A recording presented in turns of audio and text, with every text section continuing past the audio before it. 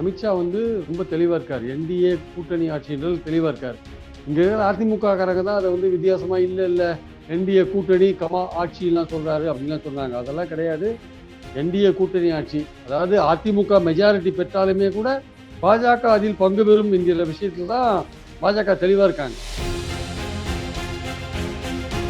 அதிக இடங்கள் கேட்கறாங்க, 50 இடங்கள் கேட்கறாங்க, இவங்க 30 இடங்கள் தான் தராங்கன்றது அடுத்த விஷயம். ஆனா இவங்களுக்கு என்னன்னா, நம்ம மெஜாரிட்டி வராங்களோ இல்லையோ தெரியாது, ஒரு நம்பிக்கையோட போறாங்க. நம்ம மெஜாரிட்டியோட ஆட்சிக்கு வந்தாலும் ஆட்சியில பங்கு கேட்பாங்களோ அப்படின்ற ஒரு சந்தேகம் வந்து வலுத்துட்டே இருக்கு ஆக்சுவலா. ரெண்டாவது, முதலமைச்சர் கேண்டிடேட் இவர் பேரை சொல்லல. நேற்று அமித்ஷா முழுக்க பேசினது பாத்தீங்கன்னா, எடப்பாடி பேரை எந்த இடத்துலயும் மென்ஷன் பண்ணல, அதிமுக பேரை எந்த இடத்துலயுமே மென்ஷன் பண்ணாதான் போயிட்டு இருக்காரு. அவருடைய எண்ணம் என்னன்னா, ஏதாவது ஒரு வகையில பாஜகவோட தகராறு பண்ணி வெளில போகணும்னு நினைக்கிறார் சார். தாவேகாவோட போகணும்னு நினைக்கிறார். அந்த பாஜகவோட இருக்கிறது கீழே இருக்கிறது பிடிக்கல, அதிமுக பல பேருக்கு பிடிக்கல. அதனால பாஜக விட்டு உதறிட்டு தாவேகாவோட போகலாம் பெட்டர்னு நினைக்கிறாங்க. அதுக்காக வந்து எந்த இடத்துல நம்ம பிரேக் பண்ணிக்கலாம்னு யோசிச்சுட்டு இருக்காங்க ஆக்சுவலா. ஆனா பாஜகவே இவங்களை விட மாட்டாங்க போல் இருக்கு. அவங்க வரும்போதே டெல்லியில வரும்போதே வேலுமணி பத்தின ஊழல் ஃபைலோட தான் இங்க வராங்க. வேலுமணி போய் சந்திச்சிருக்காரு. எடப்பாடி வந்து சந்திக்க மாட்டேன்ட்டார். அடுத்த தடவை வரும்போது சந்திக்கலாம் அப்படின்னு சொல்லுவாங்க. என்ன காரணம்னா, அந்த இடம் இன்னும் ஃபைனலைஸ் ஆகும். வேலுமணி போய் சந்திச்சிருக்காரு. வேலுமணியை வச்சு டபுள் பிளே பண்ணலாமான்னு அதுவும் பாஜக யோசிக்கிறாங்க. ரொம்ப வந்து எடப்பாடி ரொம்ப பிரச்சனை பண்ணாருன்னா, வேலுமணியை வச்சுட்டு அப்புறம் இவர் தினகரன், ஓபிஎஸ் போன்றவர்களை இழுத்து ஒரு அதிமுகவில் ஏதாவது சேஞ்ச் கொண்டு வரலாமா? ஆனா ஒரு விஷயம் என்னன்னா, பாஜகவை பொறுத்த மட்டும் அதிமுகவை விடுற மாதிரி இல்லை. அதிமுகவுக்கும் வெளில வரதுக்கான ஒரு பயம் இருக்கு.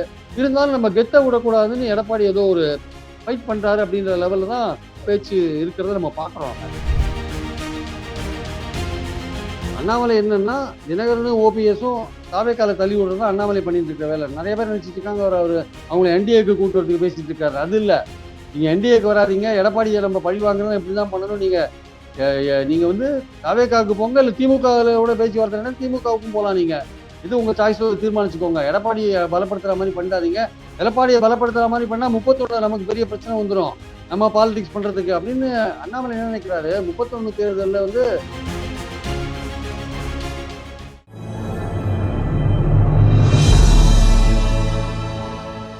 தமிழ் நியூஸ் நேயர்களுக்கு அன்பு வணக்கம். இன்றைய சிறப்பு நேர்காணலில் நம்மோடு இணைந்திருக்கும் சிறப்பு விருந்தினர் மூத்த பத்திரிகையாளர் திரு பிரியன் சார். சார் வணக்கம்.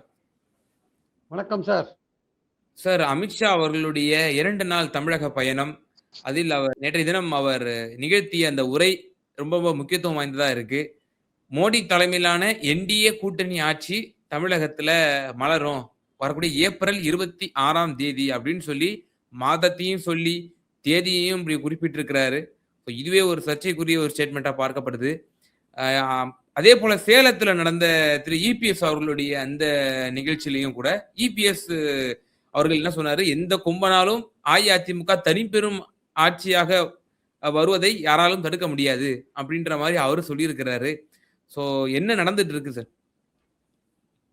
சார் ரொம்ப தெளிவா இருக்காரு சார் அமித்ஷா. அமித்ஷா வந்து ரொம்ப தெளிவா இருக்காரு. என்டிஏ கூட்டணி ஆட்சின்றது தெளிவா இருக்காரு. இங்க இருக்கிற அதிமுக காரங்க தான் அதை வந்து வித்தியாசமா இல்ல என்டிஏ கூட்டணி ஆட்சிலாம் சொல்றாரு அப்படின்லாம் சொன்னாங்க. அதெல்லாம் கிடையாது. என்டிஏ கூட்டணி ஆட்சி. அதாவது அதிமுக மெஜாரிட்டி பெற்றாலுமே கூட பாஜக அதில் பங்கு பெறும் என்கிற விஷயத்துல தான் பாஜக தெளிவா இருக்காங்க. அதாவது முதல்ல வந்து 4 கார் மாதிரி எடப்பாடி போய் சந்திச்சாருல, அப்பவே அன்னைக்கு ராத்திரியே போட்ட ட்விட் என்ன, தமிழ்நாட்டில் என்டிஏ ஆட்சி மலரும் தான் அமித்ஷா ட்விட் போட்டார். அதுக்கப்புறம் வந்து தமிழ்நாட்டுக்கு வந்து அதிமுகவோட எடப்பாடியோட கூட்டணி பேச்சுவார்த்தை நடத்தி ஜாயிண்ட் பிரஸ் கான்ஃபரன்ஸ் கொடுத்த பிறகு பாஜக சார்பா டெல்லி பாஜக சார்பா ஒரு பிரஸ் ரிலீஸ் விட்டாங்க. அந்த பிரஸ் ரிலீஸ்ல வந்து ரொம்ப தெளிவா தேர்தலுக்கு அப்புறம் வந்து நாங்க உட்கார்ந்து கூட்டணி மந்திரி சபையை முடிவு செய்வோம், இலாக்காக்களை பத்தி முடிவு செய்வோம்னு சொன்னாங்க. அதுலயும் அப்பவும் தெளிவா இருந்தாங்க.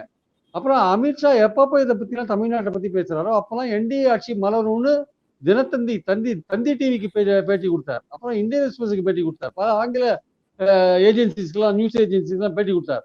எப்போ எடப்பாடி அமித்ஷா பேசினாலுமே தமிழ்நாட்டில் என்டிஏ ஆட்சி அப்படின்றதான் சொல்றாரு. இப்ப சமீபத்தில் பீகார் எலெக்ஷனுக்கு அப்புறம் அவர் என்ன பேசினார்னா, வெஸ்ட் பெங்கால்லையும் தமிழ்நாட்டிலையும் என்டிஏ ஆட்சி மலரும் அப்படின்னு தான் சொன்னார் ஆக்சுவலா. அவங்க தெளிவா இருக்காங்க. அதனாலதான் வந்து இவங்களுக்கு வந்து ஒரு சந்தேகம் வந்துட்டே இருக்கு அதிமுகவுக்கு. அதிக இடங்கள் கேட்கறாங்க, 50 இடங்கள் கேட்கறாங்க, இவங்க 30 இடங்கள் தான் தராங்கன்றது அடுத்த விஷயம். ஆனா இவங்களுக்கு என்னன்னா, நம்ம மெஜாரிட்டி வராங்களோ இல்லையோ தெரியாது, ஒரு நம்பிக்கையோட போறாங்க. நம்ம மெஜாரிட்டியோட ஆட்சிக்கு வந்தாலும் ஆட்சியில பங்கு கேட்பாங்களோ அப்படின்ற ஒரு சந்தேகம் வந்து வலுத்துட்டே இருக்கு ஆக்சுவலா. ரெண்டாவது முதலமைச்சர் கேண்டிடேட் இவர் பேரை சொல்லல. நேத்து அமித்ஷா முழுக்க பேசினத பாத்தீங்கன்னா ஆமா எடப்பாடி சார். பேரை எந்த இடத்துலயுமே மென்ஷன் பண்ணல, அதிமுக பேரை எந்த இடத்துலயுமே மென்ஷன் பண்ணாம தான் போயிட்டு இருக்காரு. அப்போ இல்ல சார், கூட்டணியில ஒரு கூடுதலா கட்சி இங்க இருக்கு. இன்னொன்னு சார், ஏப்ரல் மாதம் இந்த கூட்டணி அமைஞ்சிச்சு. அப்போது முதல் இப்போது வரை தமிழ்நாட்டினுடைய என்டிஏ தலைவர் தான் வந்து இபிஎஸ்ஐ தவிர, மாறாக இபிஎஸ்ஐ ஒரு முறை கூட அமித்ஷா அவர்கள் முதலமைச்சர் வேட்பாளராக முன்மொழியவில்லை என்பது குறிப்பிடத்தக்கது சார். இதை எப்படி சார் பார்க்கிறது?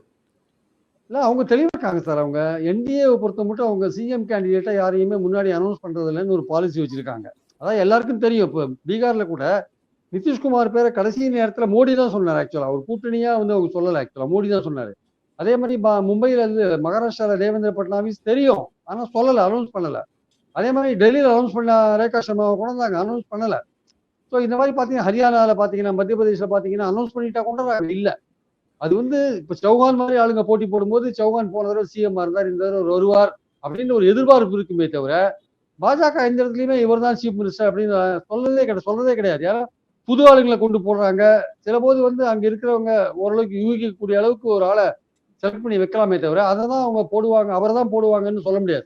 அதனால என்டிஏவை பொறுத்த மட்டும் முதலமைச்சர் கேண்டிடேட் அனௌன்ஸ் பண்றது வழக்கம் இல்லைன்றதான் பாஜக சொல்ற ஒரு விஷயமா நம்ம பாக்குறோம் நம்ம. ஸோ அந்த அடிப்படையில வந்து அமித்ஷா போன்றவர்கள் தொடர்ந்து சொல்லிட்டு இருக்காங்க. ஆனா இங்கே வந்து அதிமுகவுக்கு இது தர்ம சங்கடமா இருக்கு. நாங்க தான் வந்து தமிழ்நாட்டுல என்டிஏ கூட்டணிக்கு தலைமை தாங்குறோம், அதிமுக தான் கூட்டணிக்கு தலைமை, அதிமுக தான் கூட்டணி கட்சிகளை முடிவு பண்ணும், எடப்பாடி தான் முதலமைச்சர், எல்லாம் அதிமுக புதுக்குழுல போட்ட சொன்ன விஷயங்கள். ஆனா எதையுமே வந்து பாஜக கண்டுக்கிற மாதிரி தெரியல. அவங்க என்ன நினைக்கிறாங்க, முதலமைச்சர் கேண்டிடேட் சொல்லாம போலான்னு தான் நினைக்கிறாங்க. அது வந்து அதிமுகவுக்கு பெரிய தர்ம சங்கடத்தை கொடுத்துட்டு இருக்கு. ரெண்டாவது அவங்களும் வந்து பாத்தீங்கன்னா பாஜகவும் வந்து பாத்தீங்கன்னா இந்த இடங்கள் விஷயத்துல ரொம்ப பர்டிகுலரா இருக்காங்க. 50 இடங்கள் கேட்டதுல வந்து ரொம்ப பர்டிகுலரா இருக்காங்க. எடப்பாடி கிட்ட முந்தானத்து ஒருத்தர் பேசியிருக்காரு. அவரு என்ன இந்த மாதிரி வரையறுக்க போல, அமித்ஷா வரையறுக்க போகணும் இல்லையா, போய் பேசணும் இல்லையா, பார்க்கணும் இல்லையான்னு ஏதோ கேட்டிருக்காங்க. அதுக்கு எடப்பாடி சொல்ற பதில் என்னன்னா, நம்ம இன்னும் இடங்களையே ஃபைனலைஸ் பண்ணதா இருக்கோம், எதுக்காக அவரை போய் பார்க்கணும். முந்தி நம்ம வந்து பார்லிமெண்ட் தேர்தலுக்கு முன்னாடி ஒரு வருஷத்துக்கு முன்னாடி போய் நம்ம என்டிஏ கூட்டணியில போய் பிரைம் மினிஸ்டர் பக்கத்துல உட்காந்தோம். அதுக்கப்புறம் வந்து பார்லிமெண்ட் தேர்தலில் கூட்டணியே இல்ல. ஆனா அதை சொல்லி சொல்லி காமிச்சாங்க. பிரைம் மினிஸ்டர் பக்கத்துல போய் உட்காந்த அப்புறம் வந்து ஆமா. கூட்டணி விட்டு போயிட்டான்னு சொல்லி சொல்லி காமிச்சாங்க. அதனால இப்ப நம்ம வந்து ஒரு விஷயத்த அவங்க சொல்லியிருக்காங்க, நம்ம ஒரு ஃபிகரை சொல்லியிருக்கோம். நம்ம எதுக்கு அதை அவங்க ஒத்துக்காத போது நம்ம எதுக்கு ஃபர்தரா போய் அவங்கள பார்க்கணும்னு ஒரு விஷயத்த வந்து சார், எடப்பாடி அந்த அப்போ அந்த நபர்கிட்ட சொன்னதா சீட் சொல்றாங்க ஆக்சுவலா. சீட் ஷேரிங்ல அப்ப ரஃப் அண்ட் டஃபா தான் இபிஎஸ் இருக்க போறாரு. நீங்க இதன் மூலியமா தெரிஞ்சுக்கலாமா? அப்போ சீட் ஷேரிங்ல அப்படிதான் தெரியுது பெரிய ஆக்சுவலா அவருக்கு. பிரச்சனை கூட இல்ல ஆகலாமா அவர் சார்?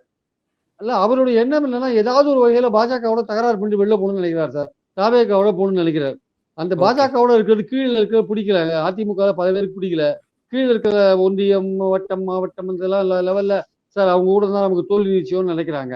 அதனால பாஜக விட்டு உதறிட்டு தாவேகாவோட போலாம் பெட்டர்னு நினைக்கிறாங்க. அதுக்காக வந்து என்ன எந்த இடத்துல நம்ம பிரேக் பண்ணிக்கலாம்னு யோசிச்சுட்டு இருக்காங்க ஆக்சுவலா. அதுதான். ஆனா பாஜகவே இவங்களை விட மாட்டாங்க போல இருக்கு. அவங்க வரும்போதே டெல்லியில வரும்போதே வேலுமணி பத்தின ஊழல் ஃபைலோட தான் இங்க வராங்க. பியூஷ் கோயல் அதோட தான் வந்தாராம் அவர் ஆக்சுவலா. அவர் பியூஷ் கோயல் வந்து இறங்குறாரு. அன்னைக்கு பேப்பர்ல என்ன ஒரு செய்தி, எல்இடி பல்பு ஊழலை பத்தி இடி விசாரிக்குது அப்படின்னு செய்தி வருது. டிபிஎஸ்சி போட்ட எஃப்ஐஆர்ல விசாரிக்கிறாங்கன்னு வருது. அந்த ஃபைலோட தான் வந்து பியூஷ் கோயல் போன வாட்டி வந்திருக்காரு. அவரையும் வந்து எடப்பாடி பார்க்கல ஆக்சுவலா. ஸோ இந்த மாதிரி இருக்கும்போது அவங்களுக்குள்ள ஒரு பிரச்சனை ஓடிட்டு இருக்கிறத நம்ம பார்க்கறோம் நம்ம. ஸோ இந்த இந்த சூழல்ல தான் வந்து நேற்று அமித்ஷா வந்திருக்காரு. அமித்ஷா வந்த உடனே அவர் புதுக்கோட்டையில பேசியிருக்காரு. புதுக்கோட்டையில வந்து பேசினது ஒன்றும் பெரிய விஷயம் கிடையாது. அவர் திமுக பத்தி பேசுறதெல்லாம் எதிர்பார்த்த விஷயங்கள் தான். குடும்ப ஆட்சி, ஊழல் அதெல்லாம் வந்து எதிர்பார்த்ததான் அவர் பேசிட்டு இருக்காரு. ஆனால் மோடி தலைமையில் நீங்க சொன்ன மாதிரி என்டிஏ கூட்டணி ஆட்சின்றது தான் வந்து எடப்பாடிக்கு ரொம்ப அதிர்ச்சியான ஒரு விஷயம்.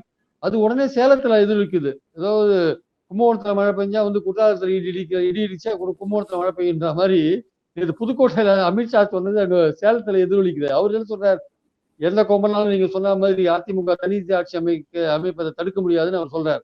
ஸோ இப்ப கிட்டத்தட்ட வந்து ஒரு பிரேக்கிங் பாயிண்ட நோக்கி போறாங்களோன்ற மாதிரியான ஒரு விஷயம் இருக்கு. ஆனா 2 பேருக்குமே ஒருத்தரை விட்டா ஒருத்தரை வேற கிடையாது. பாஜகவுக்கு இவங்களை விட்டா ஆள் கிடையாது. இவங்களுக்கு அவங்கள விட்டா நம்ம மேல ஏதாவது பாஞ்சு ஏதாவது வழக்கு இழுக்க வந்துருமோ இவங்களுக்கு ஒரு பயம் இருக்கு. ஆனா 2 பேருமே ஒரு கெத்து காமிக்கிற இடத்துல இருக்காங்க.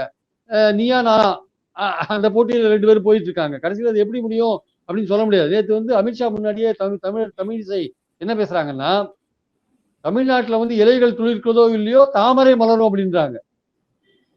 இலைகள் துளிர்க்கிறதோ இல்லையோ தாமரை மலரும் தமிழ்நாடு தமிழிசை பேசுறாங்க. அது என்ன அர்த்தம் அதுக்கு ஆக்சுவலா? அதிமுக ஆட்சி அமைக்குதோ இல்லையோ, அது ஆட்சி அமைச்சதோ இல்லையோ, தாமரை வந்து நிச்சயமா ஆட்சி கட்டில அமரும் அப்படின்னு சொன்னாங்கன்னா, அவங்க என்ன பிளான்ல ஒர்க் பண்ணிட்டு இருக்காங்க? அவங்க அமித்ஷா முன்னாடி அப்படி பேசுறாங்க. அது மட்டும் பேசல. பாஜகல இருந்து நயினார் நாகேந்திரன் என்ன பேசுறாரு இன்னைக்கு? செந்தில் பாலாஜி தான் காரணம்னு பேசுறாரு. கரூர் விஷயத்துக்கு. ஆமா. விசாரணை நடந்துட்டு இருக்கும்போது எப்படி இவர் பேச முடியும் ஆக்சுவலா? ஒரு விசாரணை போயிட்டு இருக்கு. ஒரு போலீஸ் விசாரணை. அது சம்பந்தமான வழக்கும் வந்து கோர்ட்ல இருக்கு. சதி வழக்கு. எப்படி இவர் பேச முடியும்? இவர் யாரு? இவரு என்ன அத்தாரிட்டில பேசுறாரு? என்ன ஆதாரத்துல பேசுறாரு? இது சென்சேஷனலா அப்படி எப்படி பேச முடியும்? இவர் மேல ஆக்சுவலா வழக்கு போடணும். செந்தில் பாலாஜி இவர் மேல வழக்கு போட வேண்டிய அவசியம் இருக்கு. ஏன்னா, ஒரு பக்கம் கோர்ட் கேஸ் ஒண்ணு இருக்கு. அந்த கோர்ட் கேஸ பேஸ் பண்ணி சிபிஐ என்கொயரி ஒண்ணு போயிட்டு இருக்கு. அதுக்கு நடுவுல இவர் எப்படி பேச முடியும்? தாவேகா சொன்னாலும் பரவாயில்ல. தாவேகாவுக்கு ஆதரவா பேசுற மாரி நயினார் நாகேந்திரன் இத பேசியிருக்காரு. ஸோ ஏதோ ஒரு வகையில இந்த தாவேகா, அதிமுக, பாஜக இதுக்கு 3த்துக்கு நடுவுல ஏதோ ஒரு விஷயங்கள் போயிட்டு இருக்கு சார் ஆக்சுவலா வந்து. ஆனா தாவேகா வந்து பாஜகவோட சிபிஐ என்கொயரியை பயன்படுத்தி தாவேகாவை இழுக்க ட்ரை பண்றாங்களா? அந்த விஷயமும் வந்து இன்னும் தெளிவா கிளியர் ஆகல ஆக்சுவலா. ஆனா தாவேகா வந்து பாஜக பக்கம் போனாங்கன்னா, அவங்களுக்கு வந்து அதோடைய தாவேகாவுடைய அந்த இது வந்து அந்த துளிர்க்கிற விஷயம் வந்து எடுத்த உடனே அடிபட்டு போயிடும் ஆக்சுவலா. ஸோ அதனால அவங்க போவாங்களா இல்லைன்னு தெரியாது. ஆனால் தேவையில்லாம வந்து எதுக்காக வந்து நயினார் நாகேந்திரன் இந்த விஷயத்தை இப்ப கிளப்புறாரு தெரியல. அதே மேடையில வந்து இலை துளிக்குதோ இல்லையோ பாஜக வந்து தாமரை மலரும்னு இந்த தமிழிசை சொல்றதையும் நம்ம அதை அலட்சியப்படுத்திட்டு போக முடியாது. அப்ப ஏதோ ஒரு விஷயத்த வந்து பாஜக ஒர்க் அவுட் பண்ணிட்டு இருக்காங்க. ஒருவேளை வந்து எடப்பாடி கழண்டு போனாருன்னா, ஒருவேளை எப்படியாவது விஜயை கூப்பிட்டு ஏதாவது பண்ணலாமா? ஏற்கனவே விஜய் மேல ஒரு இது இருக்கு. பாஜக ரொம்ப விமர்சிக்க மாட்டேன்றாரு. இப்ப நாடு முழுக்க நடந்த கிறிஸ்துவர் மேலான தாக்குதல்ல விஜய் வாயே திறக்கல ஆக்சுவலா. அவர் பேசாம இருந்தார். மகாத்மா காந்தி அந்த வேலை வாய்ப்பு அந்த விஷயத்திலேயே வாய மூடிட்டு பேசாம இருக்கார். அதே மாதிரி பாத்தீங்கன்னா திருப்பரங்குன்றம் விஷயத்திலையும் வாய மூடின்னு பேசாம இருக்கார். ஆனா கேட்டா நான் தான் சிறுபான்மையோரோட பாதுகாவலன் அப்படின்றாரு. பாஜகவுடைய கொள்கை எதிரின்றாரு. இப்போ கடந்த ஒரு மாசமா சைலண்ட் ஆயிட்டார். எல்லாத்துலயும் சைலண்ட் ஆயிட்டு இப்ப ஜனநாயகன் ரிலீஸ்ல ரொம்ப பிஸியா இருக்கார். அந்த படம் எப்போ வருது எப்படி வருதுன்னு தெரியாது. அது பொறுத்து இருந்தா பார்க்கணும். ஆனா பாயிண்ட் என்னன்னா வந்து பாஜக, அதிமுக, தாவேகா இந்த 3த்துக்கு மத்தியில ஏதோ ஒரு விஷயங்கள் போயிட்டு இருக்கு. ஏதோ ஒரு விஷயம் புகஞ்சிட்டு இருக்கு.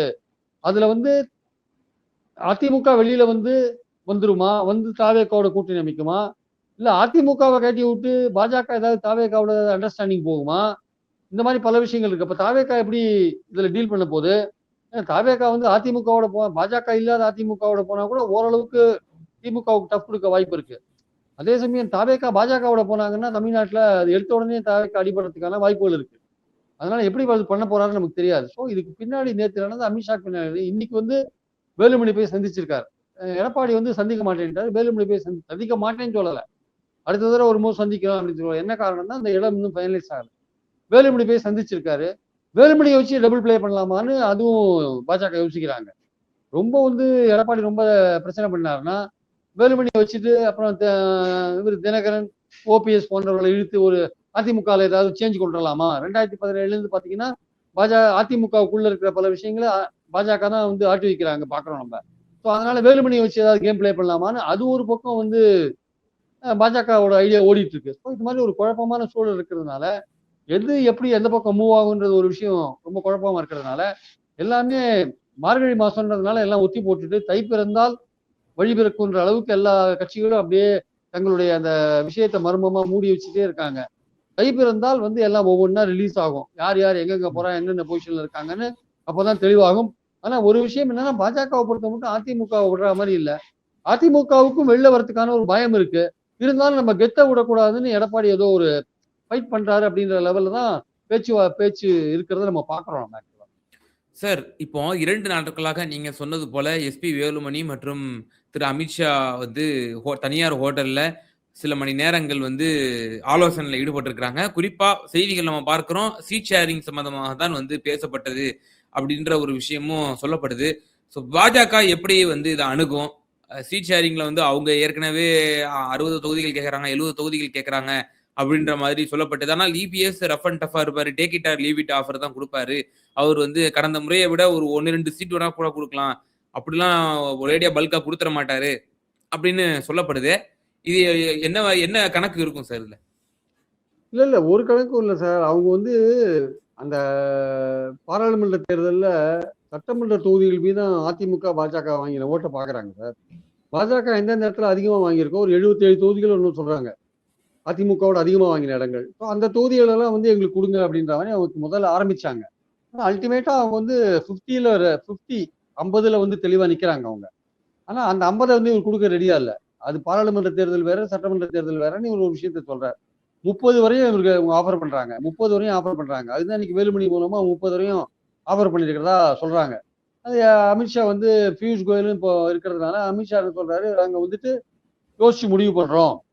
நெக்ஸ்ட் டைம் பியூஷ் கோயல் தமிழ்நாட்டுக்கு வரும்போது அதை பத்தி ஃபைனலைஸ் பண்ணிக்கலாம்னு சொல்லிட்டு அவங்க போயிட்டாங்க. ஆனா அவங்க வந்து இந்த 30 அப்படின்றத வந்து ஒத்துக்க மாட்டாங்க. 30 ஒரு குறைஞ்சபட்சம் 35 அவங்க கேட்பாங்க. 50ன்றது வந்து 35 வரையும் இறங்கி வரதுக்கு ரெடியா இருக்காங்க. இவங்க வந்து 30 வரையும் ஆஃபர் பண்ணிட்டாங்க. ஒரு 5 சீட்ல 2 பேருக்குள்ள ஒரு ஃபைட் போயிட்டு இருக்கிறதா சொல்றாங்க. அது எவ்வளவு தூரம், அதுவும் வந்து முக்கியமான இடங்கள் கேட்கறாங்க. கொங்கு மண்டலத்துல வந்து முக்கியமான இடங்கள்லாம் அதிமுக கேட்கறாங்க. கொங்கு மண்டலத்துல ஒரு 6 டிஸ்ட்ரிக்ட்ல எங்களுக்கு அதிகமான இடங்கள் வேணும்னு பாஜக கேட்கறாங்க. திருப்பூர் போன்ற இடங்கள்ல, கோயம்புத்தூர் போன்ற இடங்கள்ல, ஈரோடு போன்ற இடங்கள்லாம் வந்து எங்களுக்கு அதிகமா, அதே மாதிரி கன்னியாகுமரி டிஸ்ட்ரிக்ட்ல, அதே மாதிரி ராமநாதபுரம் டிஸ்ட்ரிக்ட்ல, அதே மாதிரி திருநெல்வேலி டிஸ்ட்ரிக்ட்லாம் எங்களுக்கு அதிகமா கேட்கறாங்க அவங்க. அவங்க அதிகமா கேட்கும்போது அதிமுகவுக்கு வந்து கோர் ஏரியால கேட்கும்போது அவங்களுக்கு ரொம்ப கஷ்டமா இருக்கு. அதனால வந்து இது வந்து இழுபறியா போயிட்டு இருக்கு. இந்த இழுபறி வந்து பாஜக எப்படி பாக்குதுன்னா, எடப்பாடி வந்து வழிக்கு வரலைன்னா அவரை வழிக்கு கொள்றதுக்கான விஷயங்கள் பலது பாஜக கையில இருக்கு. ஆனா வந்து எதுக்கு அவரை வந்து ரொம்ப இது பண்ணணும், ரொம்ப டார்ச்சர் பண்ணாம ஓரளவுக்கு சுமூகமான பேச்சுவார்த்தையிலேயே நம்ம போலாம் அப்படின்னு அவங்க நினைக்கிறாங்க. அது டார்ச்சர் ஏற்கனவே அதிமுக தொண்டர்கள்லாம் ரொம்ப இதா இருக்காங்க. பாஜகவோட கூட்டணி போறதுல வந்து அவங்களுக்கு விருப்பம் கிடையாது. அதனால ரொம்ப அதிமுகவை டார்ச்சர் பண்ணா அப்படி இருக்கிறதும் போயிடும். அவர் வந்து இதான் சாக்குன்னு சொல்லிட்டு அவர் பாட்டுக்கு தேர்தல் நேரத்துல வெட்டின்னு போயிட்டாருன்னா, நீங்க தேர்தல் நேரத்துல அவர் மேல எந்த ஆக்ஷன் எடுக்க முடியாது. தேர்தலுக்கு அப்புறம் வந்து என்ன நிலைமை மாறும், எப்படி போகணும் யாருக்கும் சொல்ல முடியாது. அதனால வந்து யோசிக்கிறாங்க பாஜகவே. தேர்தலுக்கு முன்னாடி வந்து அவரை பகிச்சிக்கணுமா வேண்டாமா, இல்ல அவர் ஏதாவது தட்டன் பண்ணணுமா? அதுக்கு ஒரு சாம்பிள் மாதிரி தான் வந்து வேலுமணியோட அந்த எல்இடி ஊழலை வந்து கையில் எடுத்தாங்க. அதுவே கொஞ்சம் ஒர்க் பண்ணியிருக்கு. வேலுமணி கொஞ்சம் அப்படியே வந்து பேச்சுவார்த்தை நடத்திட்டு பாஜகவோட நம்ம போகணுன்ற மாதிரியான விஷயத்த சொல்லிட்டு இருக்காரு. ரொம்ப கெடுபிடி பண்ண வேண்டாம்னு அவர் தான் பேச்சுவார்த்தை நடத்திட்டு இருக்காரு. அதனால ஓரளவுக்கு வந்து பாஜகவும் வந்து அதிமுகவோட போறதை தவிர வேற வழி இல்லைன்னு ரியலைஸ் பண்ணியிருக்காங்க. அதிமுகவுக்கும் பாஜக விட்டா வேற வழி இல்லை. நடுவுல இந்த தாவேக்காவோட போனா வெற்றி நிச்சயம்னு அதிமுகவில் எல்லாருமே நினைக்கிறாங்க. அது எப்படியாவது நம்ம பண்ணிடலான்ட்டு வந்து என்ன பண்றாரு, இவரை வந்து சந்திக்கிற எல்லார்ட்டையும் வந்து வாக்குறுதி கொடுத்துட்டு இருக்காரு எடப்பாடி. கவலைப்படாதீங்க, எப்படியாவது தாவேக்காவை கொண்டு வந்துடலாம், கவலைப்படாதீங்க. பாஜக வந்தாலும் வராட்டாலும் நம்ம தனியா போய் தாவேக்காட்ட எப்படியா பண்ணிடலாம், கவலைப்படாதீங்க, நான் பாருங்க எப்படியா பண்ணிடுறேன்னு சொல்றாரு. தாவேக்கால என்ன சொல்றாங்க, நாங்க எதுக்கு அவர்கிட்ட போகணும் தேவையில்லாம, நாங்க அப்படியே விட்டா அவரே வந்து அவருக்கே சரிவு கிடைச்சிரும். நாங்க வந்து இப்ப தினகரனையும் ஓபிஎஸ் சேர்த்துனா பல தொகுதியில் அதிமுக தோத்துரும். தோத்த பிறகு எடப்பாடி இருக்கிற இடமே தெரியாது, அதிமுக இவங்க கையில வந்துடும். எதுக்காக நாங்க எடப்பாடிக்கு வாழ்வு கொடுக்கணும்? எடப்பாடிக்கு வாழ்வு கொடுக்க வேண்டிய அவசியம், அவருக்கா நாங்க கட்சி ஆரம்பிச்சிருக்கோம். அதோட வெளிப்பாடு தான் ஆதவர்ஜுனா சொன்னார்ல, செமி ஃபைனல்ஸ்ல அதிமுகவை நாங்க தோக்கடிச்சிட்டோம்ட்டு. அதுதான் அதிமுக பத்தி எங்களுக்கு கவலை இல்லை, அவருக்கு வாழ்வு கொடுக்க வேண்டிய அவசியம் இல்லைன்னு சொல்றாங்க. இதுக்கு நடுவில் சிபிஐ என்கொயரி, கரூர் என்கொயரிலாம் இதை வச்சு ஒரு விளையாட்டை பண்ணலாமான்னு பண்றாங்க. பட் அந்த விளையாட்டு ரொம்ப எடுபடாது அப்படின்றதான் என்னுடைய கருத்து. ஆக்சுவலா அதுல வந்து பெரிய ஊழல் வழக்கு மாதிரியான விஷயங்கள் இல்லாதனால இது ரொம்ப எடுபடாது. மிஞ்சி போனா திமுக மேல பழிய போடணும்னு தாவேகா சொல்லுது. அதுக்கு வந்து சிபிஐ வந்து அதுக்கு ஏற்றபடி அறிக்கை கொடுக்கணும்னு நினைக்கிறாங்க. அது ஒன்றும் பெரிய அளவுக்கு ஒன்றும் பெரிய பாதிப்பை வந்து கொண்டு வராது.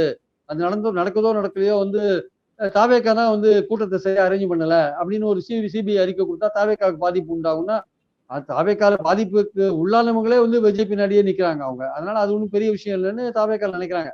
அதனால சிபிஐ வச்சு பெருசா மிரட்டுறது ஒண்ணும் கிடையாது. ஆனால் அடிப்படை என்ன விஷயம்னா, அதிமுக பாஜக விட்டு வெளில வந்து தாவேக்காவோட போகும், ஏதோ ஒரு காரணம் சொல்லி வெளில வந்துருமா அப்படின்ற ஒரு விஷயம் இருக்கு.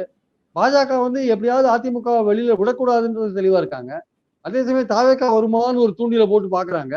தாவேக்கா இதுவரையும் அந்த மாதிரி சிக்னல் எதுவும் கொடுத்த மாதிரி தெரியல. ஆனா கடைசி நேரத்தில் என்ன நடக்கும்னு சொல்ல முடியாது. அதுதான் இன்னைக்கு இருக்கிற நிலைமை. சீட்டை பொறுத்த மட்டும் 30-30-30ன்றது அதிமுகவுடைய take it or leave it. அவங்க வந்து 35 50லேருந்து 35 வரையும் இறங்கி வந்திருக்காங்க. சில இடங்கள் தொகுதிகள் சிலது பிரச்சனையா இருக்கிறதுனால பேச்சுவார்த்தை அடுத்த கட்டமா போயிட்டு இருக்கு. சார், இப்போ தேர்தலும் ஒரு பக்கம் நெருங்கி கொண்டிருக்கிறது. சீட் ஷேரிங் ஒரு மிகப்பெரிய ஒரு பிரச்சனையா ஆகும் அப்படின்னு பலராலும் சொல்லப்பட்டு வருது.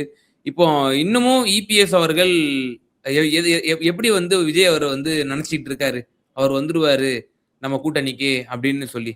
ஏன்னா அவரு தெளிவா கதவை அடைச்சிட்டாரு. நான் தான் முதலமைச்சர் வேட்பாளர்னு சொல்லிட்டாரு.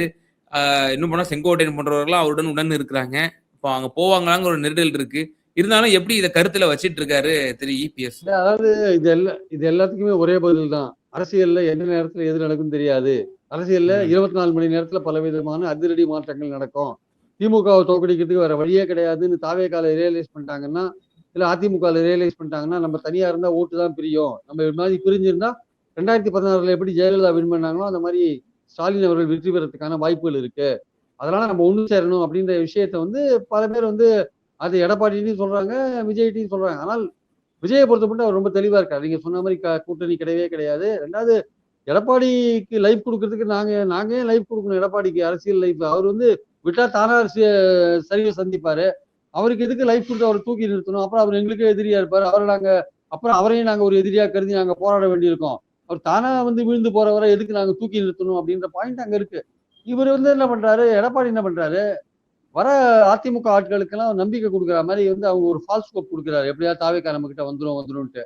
ஆனா அங்க செங்கோட்டையன் அங்க போய் சேர்ந்ததோட ஒரு விஷயம் என்னன்னா, எக்காரணம் கொண்டு எடப்பாடி நீங்க சேர்க்கக்கூடாதுன்னு விஜய்கிட்ட சொல்லிட்டு தான் போய் சேர்ந்திருக்காரு. ஓகே. இப்ப தினகரனும் அங்க போறதுக்கு காரணம், ஓபிஎஸ் அங்க போறதுக்கு காரணம், எந்த காரணம் கொண்டும் அங்க அவர் வரக்கூடாது. யாரு எடப்பாடி அங்க வரக்கூடாதுன்றதான் பாயிண்ட். அது வந்து விஜய் வந்து பிரிலிமினரியா ஒத்துருக்காருன்னு தான் எல்லாருமே சொல்றாங்க. அதனால எடப்பாடி வந்து அவங்க கட்சிக்காரங்களை ஏமாத்துறாரு. ஒரு தொகுதிக்கு 10 கோடி ரூபாய் கேட்கறாங்க சார். ஒருத்தர் எம்எல்ஏவா போட்டி போடுறதுன்னா 10 கோடி ரூபாய் கேட்கறாரு. 10 கோடி ரூபாய் யார்கிட்ட இருக்குன்னு சொல்லுங்க. ஒரு முன்னாள் மந்திரியே வந்து சொல்லிட்டு இருக்காரு. 10 கோடி ரூபாய் கேட்கறாருங்க அப்படின்னு. அது எவ்வளவு தூரம் உண்மை அல்லது பொய்ன்னு தெரியாது. அதாவது தேர்தலில் போட்டி போடுறதுக்கு தேர்தல் செலவு பண்ற விஷயங்கள் எல்லாம் நீங்க கொடுத்தாதான் உண்டு. கட்சியில நிதி கிடையாது அப்படி கேட்கிறாராம். அதனால பாயிண்ட் என்னன்னா வந்து அதிமுகலையும் போட்டி போடுறதுக்கு பல பேர் யோசிக்கிறாங்க. பாஜகவோட இருக்கும்போது எந்த கட்சியும் வரமாட்டேங்கிறாங்களே சார். அமித்ஷா 2 நாள் அதுக்கு உட்காந்துருக்காரு. யார் போய் பாக்குறாங்க? பிரேமலதா போய் பாக்குறாங்களா? தினகரன் போய் பாக்குறாரா? ஓபிஎஸ் போய் பாக்குறாரா? சசிகலா தான் போய் பாக்குறாங்களா? யாரும் போய் பாக்குறதுக்கு ரெடியா இல்லையே. அமித்ஷாவே பாக்குது. இந்தியாலேயே பவர்ஃபுல்லான ஒரு மனிதர். இந்தியா முழுக்க பல இடங்கள்ல பாலிடிக்ஸ் பண்றாரு. பல கட்சிகளை அதிரடியா உள்ள கொண்டுறாரு பாஜகவுக்குள்ள. இங்க தமிழ்நாட்டுல தண்ணி குடிக்கிறாரு. ஒண்ணுமே பண்ண முடியலையே. 6 மாசம் ஆட்சி இல்ல கூட்டணி அமைச்சு ஒண்ணுமே நடக்கலையே. அதனால பாஜகவுக்கே என்ன பண்றதுன்னு தெரியல. முழிக்கிறாங்க அவங்களே. திமுக என்னன்னா ஒரு பக்கம் வந்து இதுக்கு முன்னாடி எப்போதும் இல்லாத அளவுக்கு தேர்தல் வேலைகளை வந்து கூர்மைப்படுத்துறாங்க அவங்க. Individual by individual. இன்னைக்கு ஒரு ஒன்றிய செயலாளர் திமுக செயலாளர் பேசிட்டு இருக்காரு. அவர்கிட்ட சொன்ன விஷயம் என்னன்னா 20 பேருக்கு ஒரு திமுக ஒர்க் பண்றாங்களா வாக்காளர்கள். 20 பேருக்கு ஒரு திமுக. 20 பேருக்கு ஒருத்தர் ஒர்க் பண்ணாருன்னா அவர் எத்தனை தடவை பார்த்துட்டு பாருங்க. அவரு அந்த 20 ஃபேமிலி அவர் எத்தனை தடவை பார்ப்பாரு பாருங்க உள்ளூர்ல இருக்க. அந்த மாதிரி அவங்க ஒர்க் பண்றாங்களா அவங்க. அவங்க வந்து அவங்க முடிவு பண்ணிட்டாங்க. கூட்டணியில காங்கிரஸ் இருக்கா, இல்ல பிசிகா இருக்கா, இல்ல சிபிஎம் இருக்கா, சிபிஐ இருக்கா, எல்லாரும் ஒருங்கிணைந்து போறதுக்கு தான் நாங்க ரெடியா இருக்கோம். நாங்க யாரையுமே விரட்ட மாட்டோம். நீங்க வந்தீங்கன்னா உங்களுக்கு மரியாதை கொடுத்து கௌரவம் கொடுத்து புரிய விதத்துல எல்லாம் கவனிப்போம். ஆனா இந்த மாதிரி அதிகாரத்தில் பங்கு, அதிக சீட்டு, அது இதுன்னு வெளியில பேசி ஒரு மாதிரி சர்ச்சையை உருவாக்கிட்டு நீங்க வந்து கூட்டணியோட இமேஜை டேமேஜ் பண்ணீங்கன்னா அது வந்து எங்க தொண்டர்கள் வேலை செய்ய மாட்டாங்க. நாளைக்கு நீங்க வந்தீங்கன்னா எங்க தொண்டர்கள் வேலை செய்ய மாட்டாங்க. அது அப்படின்னு திமுக மேலிடத்துக்கு காங்கிரஸ் மேலிடத்துக்கு சொல்லிட்டாங்க. அது திமுக ஒரு இடத்துல தெளிவா இருக்காங்க. யார் வந்தாலும் போனாலும் பரவாயில்ல. எதிர்கட்சியில இருக்கிற கூட்டணிகள் பலமா இருக்கக்கூடாது அப்படின்ற லெவல்ல தான் திமுக ஒர்க் பண்ணுது ஆக்சுவலா. எனக்கு இந்த விவகாரத்துல ஒரு இறுதியான ஒரே ஒரு கேள்வி சார். இப்போ ஓபிஎஸ் டிடிவி தினகரன் இன்னைக்கு செயற்குழு பொதுக்குழு கூட்டம் எல்லாம் கூட்டினாரு. அவருமே என்ன சொல்றாரு? ஆட்சியில் பங்கு, அதிகாரத்தில் பங்கு அவரும் பிரதானப்படுத்துறாரு. பிரதானப்படுத்துவதோடு மட்டும் அல்லாம தேர்தல்காரன் வரும்போது துரோகி யாரு, எதிரி யாரு, நண்பர் யாரு, இதெல்லாம் தாண்டி மக்களுக்கு யார் நல்ல ஆட்சி தருவாங்களோ அந்த இதுல வந்து நாங்க இடம் பெறுவோம் அப்படின்னு சொல்றாரு.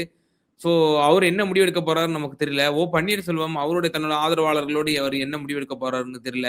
தேமுதிக அவங்க என்ன எடுக்க போறாங்கன்னு தெரியல. அதே போல சசிகலா அம்மையார் ஏற்கனவே நம்ம சொன்னது போல வாய்ஸ் கொடுப்பாங்களா இந்த தேர்தல்ல? யாருக்கு எதிரா இல்ல இபிஎஸ் ஆதரவா வாய்ஸ் கொடுப்பாங்களா, இல்ல எதிரா ஏதாவது பேசுவாங்களா என்னன்னு தெரிய வரல. இவங்களோட நிலைப்பாட்டுலாம் எப்படி இருக்கும் சார்?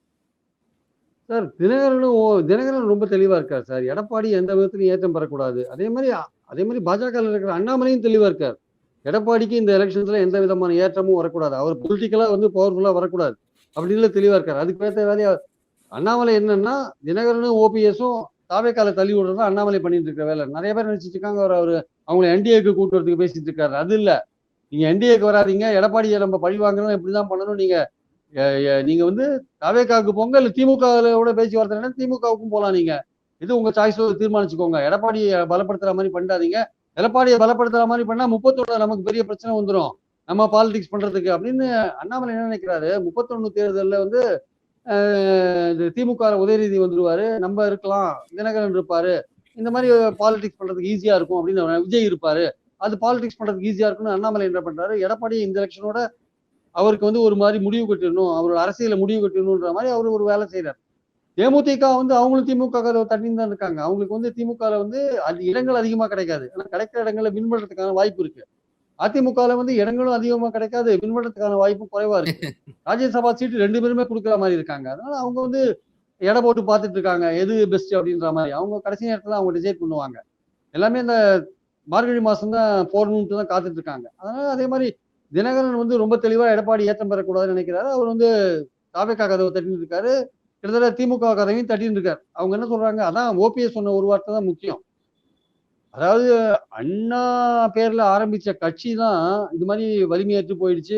எடப்பாடி ரொம்ப அத வந்து சின்னாபின்னமாக்கிட்டாரு. அதனால நமக்கு வந்து அண்ணா ஆரம்பிச்ச கட்சி. அண்ணா ஆரம்பிச்ச கட்சியோட சேர்ந்ததுல ஒரு பிரச்சனை இல்ல. ஆரம்பிச்ச கட்சியோட திமுகவோட. அண்ணா ஆரம்பிச்ச கட்சியோட சேர்றதுல நமக்கு ஒண்ணும் பிரச்சனை கிடையாது. அண்ணா பேர்ல இருக்கிற கட்சியில நம்ம இருந்தோம், எல்லாம் பாடுபட்டோம். கடைசியில அந்த கட்சிய வந்து எடப்பாடி பாழடிச்சுட்டாரு. அதனால அண்ணா ஆரம்பிச்ச கட்சியில நம்ம போறதுல ஒண்ணும் தப்பு கிடையாதுன்ற மாரி யாரு ஓபிஎஸ் பேசியிருக்காரு. அவரு ஃப்ரெண்ட்ஸ் ம். கிட்டலாம் பேசுறாரு. நமக்கு அல்டிமேட்டா வந்து பொலிட்டிக்கலா சர்வைவ் ஆகணும். எடப்பாடிய வீழ்த்தணும்னு நமக்கு ஒரு வழிய கண்டுபிடிச்சாகணும். அதனால நம்ம வந்து திமுகவோட தற்சமயம் போறதுக்கான வாய்ப்புகள வந்து திறந்தே வைக்கணும். தாவேகாவோடையும் திறந்தே வைக்கலாம். கடைசியில முடிவு பண்ணிக்கலான்ற மாரி அவங்களும் இருக்காங்க. அதனால இவங்கலாம் எல்லாருமே வந்து இந்த ஒரு 15 நாள் ஆச்சுன்னா வந்து ஒரு முடிவு வரதுக்கான வாய்ப்புகள் தெரியும். ஆனா எல்லாருமே என்ன பண்றாங்க, விஜய்ன்ற ஒருத்தர வந்து ஆப்ஷனா வச்சுட்டு எல்லாருமே கேம விளையாடிட்டு இருக்காங்க. அதிமுக, பாஜக கூட்டணியிலயும் விஜய் ஒரு ஆப்ஷனா விளையாடுறாங்க. இந்த மாரி சின்ன சின்ன பிரிஞ்சு இருக்கிற கட்சிகளுக்கும் விஜய் ஒரு ஆப்ஷனா இருக்கு. திமுக கூட்டணியில இருக்கிற காங்கிரஸும் விஜய் ஒரு ஆப்ஷனா வச்சு ஒரு கேம் ஆட பாக்குறாங்க. இதுதான் இன்னைக்கு போயிட்டு இருக்கிற ஒரு விஷயமா பாக்குறோம். நிச்சயமா சார். பல்வேறு விவகாரங்கள்ல எங்க நேயர்களுக்கு ரொம்ப தெளிவா உங்களோட கருத்துக்கள பகிர்ந்தீங்க. ரொம்ப நன்றி. Thank you sir.